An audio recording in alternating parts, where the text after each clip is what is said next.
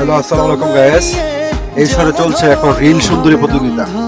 গৌতম সাহা, স্বপ্ন বুবলি প্রতিনিয়ত যে রিল বানাচ্ছে, তাদের রিলে এখন সোশ্যাল মিডিয়া তাদের পেজগুলো এখন 6 লাখ হয়ে যাচ্ছে। গৌতম সাহা আর বুবলিকে নিয়ে আমার কাছে যদি টাকা থাকতো, এজ এ প্রডিউসার, আমি গৌতম সাহার অপোজিটে বুবলিকে কাজ করতাম এবং স্বপ্ন বুবলির অপোজিটে গৌতম সাহাকে কাজ করতাম এবং সিনেমার নাম দিতাম রসের প্রীতি। এবং সেই সিনেমাতে তাদের মুখ্য ভূমিকায় থাকতো রিল বানানো।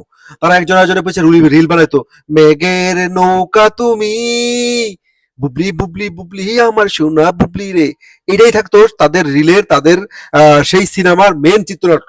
কিছুক্ষণ পরে পরে স্বপ্ন বুবলি গৌতম শাহ রিল বানাবে, আর গৌতম শাহ রিলের মধ্যে শুধু গায়েস, আপনাদের চিত্রনায়িকা স্বপ্ন বুবলি এখন গৌতম শাহর সাথে একের পর এক রিল বানিয়ে যাচ্ছে।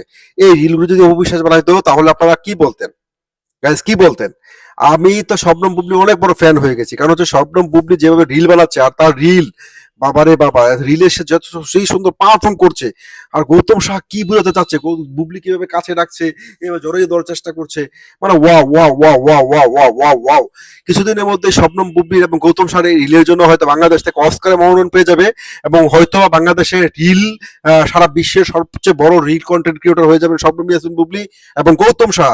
এবং তারা হয়তো অস্কারের রিল ক্যাটাগরি থেকে হয়তো অস্কার জিতেও যেতে পারেন। হ্যাঁ গায়েস, স্বপ্ন বুবলি আর গৌতম শাহর যে রিল একের পর এক সোশ্যাল মিডিয়া ছাড়ছে, এবং সোশ্যাল মিডিয়া যে শীতের এই ঠান্ডার মধ্যে উষ্ণতার মধ্যে যে গরম গরম গরম গরম ছড়াচ্ছে না গায়েস, স্বপ্ন বুবলি, বুবলি বুবলি আমার সোনা বুবলি, মেঘের নৌকা তুমি। আমার কাছে যদি থাকতো পেশা, তাহলে গৌতম বুবলিকে আমি কাজ করে সিনেমার নাম রাখতাম কি রসের প্রীতি। গায়েস, রসের প্রীতি। আপনাদের কেমন লাগছে স্বপ্ন বুবলি আর গৌতম শাহর এই রিলগুলো? উফ।